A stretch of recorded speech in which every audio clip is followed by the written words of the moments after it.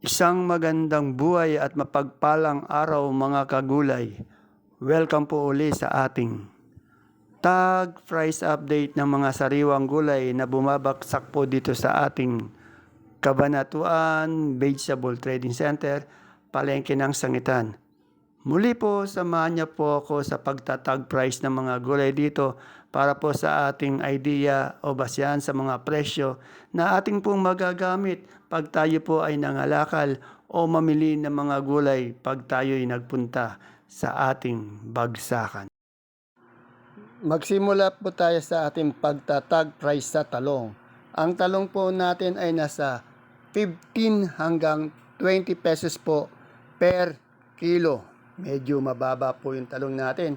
Sa atin naman pong domino nasa 15 hanggang 18 pesos po per kilo. Mababa din, no? Pero magaganda, ang lalaki. No? Sa pipino naman po nating puti ay nasa 38 pesos per kilo. At yung atin naman pong sigarilyas ay nasa 40 hanggang 50 pesos per kilo. At yung ating kalabasa naman pong haba ay nasa 15 hanggang 20 pesos po per kilo. At yung okra naman po natin, medyo bumaba din ang okra, ay nasa 20 hanggang 25 pesos per kilo. Yung kamatis natin, mababa pa rin po, nasa 15 hanggang 18 pesos po per kilo. Marami pong kamatis ang dumadating ngayon sa ating bagsakan. Magaganda naman yung kamatis, kaya lang mura nga po. Sa ating upo naman po, hanggang 180 hanggang 200 pesos po ang isang bundle. Medyo malalaki na po. Ano yan na, yung balaga, yung gapang po, 10 hanggang 12. Sa ampalaya naman po natin, nasa 60 hanggang 70 pesos per kilo. Lahat halos ng gulay bumaba eh. Yung palikpik po nasa 40 pesos per kilo. Kaganda ng palikpik. At yung atin namang pong ampalaya na bonito ay nasa 60 hanggang 70 pesos po per kilo. Sa ating sitaw po, ganun pa rin po, nasa 130, 140 pesos po isang big kiss. Magaganda yung sitaw eh. Kaya lang mababa din po talaga. Halos lahat ng gulay po mababa sa ating bagsakan ngayon. Yan sa Sophia po natin ay nasa 30 hanggang 38 pesos per kilo.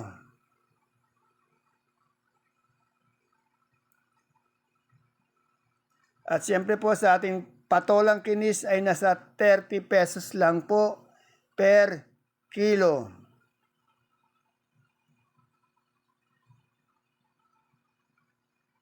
Dako naman po tayo sa ating pipinong bakla, nasa 30 hanggang 45 pesos po per kilo ang ating pipinong bakla. At yung ating beans naman po ay nasa 30 hanggang 35 pesos per kilo. Ayan, sigarilyas pala yan. Yung sigarilyas na sabi na natin eh. 40 to 50 pesos per kilo. Yung Taiwan po natin, mababa talaga.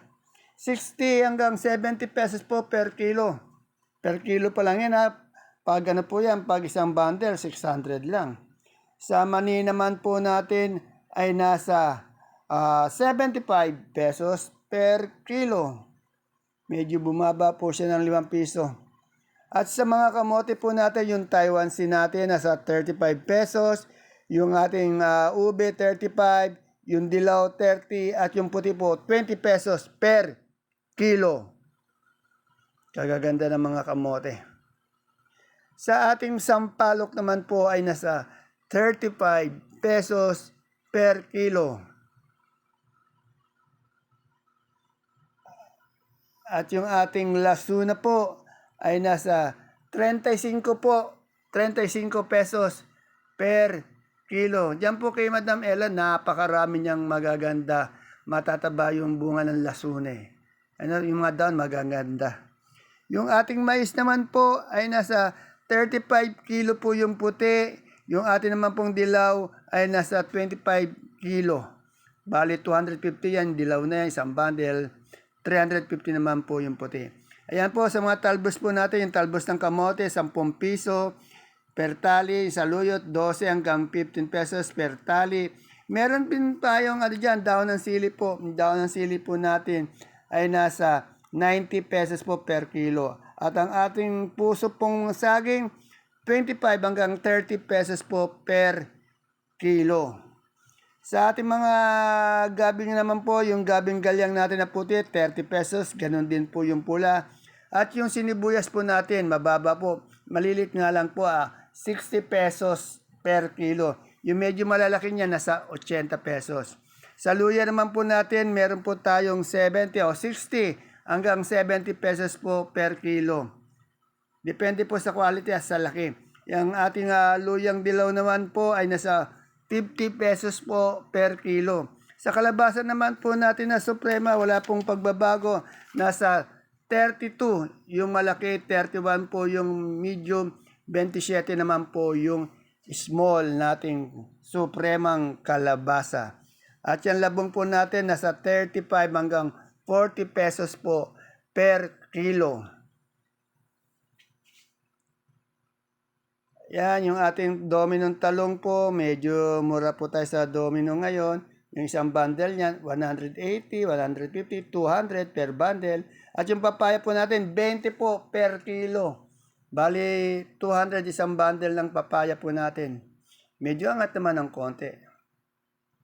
At yung ating siling sultan naman po ay nasa 90 hanggang 100 pesos po per kilo.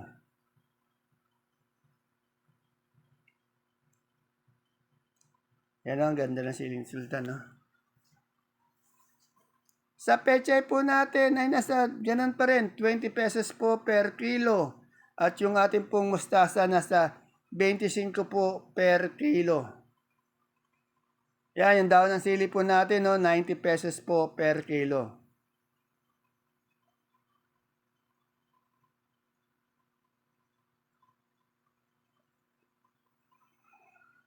Sa kalamansi naman po natin ay nasa 2004, 2005, yung quality, isang buriki o red bar, 30 kilos po yan. Yung magandang kalamansi po yan, may 2,4. Yung mga good po niya, meron na 2, 2,1. Yan. Sa gulay bagyo po natin, repolyo, 380 po per bundle. Yan, magaganda yung ating repolyo. Bilog na bilog, berdeng berde sa bagsakan. Ang atin naman pong pechay bagyo ay 350 po per bundle. Ayan po yung hindi nakabalot ng dyaryo. At ang nakabalot naman, ayan po, para hindi naman po maano yung dahon maglagas. Yung ating pong sayote ay nasa 250 po per bundle. Kagaganda ng sayote, napakamura pa. Yung carrots natin na maganda, malinis, orange na orange, 300 po per bundle. At siyempre po sa ating labanos na maputi ay nasa 300 pesos po per bundle. Puro bundle po yan, ha.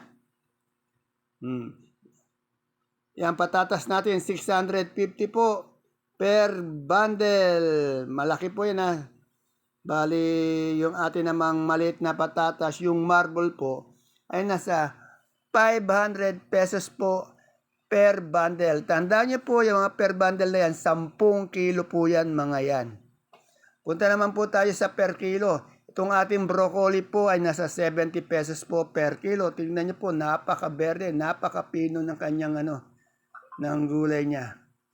At yung ating cauliflower naman po ay nasa 60 pesos po per kilo.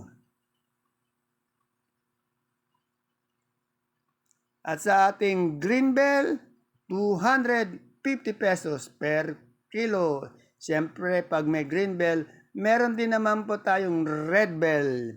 Ang red bell po natin nasa 200 pesos po per kilo. Kasunod po niyan ang ating celery. Yan celery po natin, nasa 120 po per kilo po yan. Napakaganda ng daon ng celery. At ang katabi po niyan yung ating leeks. Yan. Sa leeks naman po natin, nasa 140 pesos po per kilo. At yung ating lemon na straight chard, tate o imported, 180 po pesos per kilo. Yan o, yung ating young corn po naman na naka-styro, 25 pesos lang po. Styro po yan naka-styro. At punta naman po tayo sa ating beans. Sa ating beans po, 60 pesos po yung Baguio beans natin. Ikumpara po natin sa ating local, nasa 35, nasa 40. Yung Baguio po natin, 60 pesos per kilo. At ang atin naman pong lettuce na green eyes o yung green leaf po ay nasa 120, madaling maubos. At ganun din naman po sa ating lettuce na romaine na nauubos na rin ay nasa 150 pesos po per kilo. At yung butcher po natin, 100 pesos po per kilo. Ayan yung mga gulay bagyo natin sa ating bagsakan. Dako naman po tayo sa mga sibuyas. Sa sibuyas na puti po yung China, yung malaki, 450 po per bag, per red bag or 9 kilos. Yung local po natin puti ay nasa 320 po per red bag or 8 kilos. Sa pula naman po natin, yung China natin, 450 din po yung malaki nila.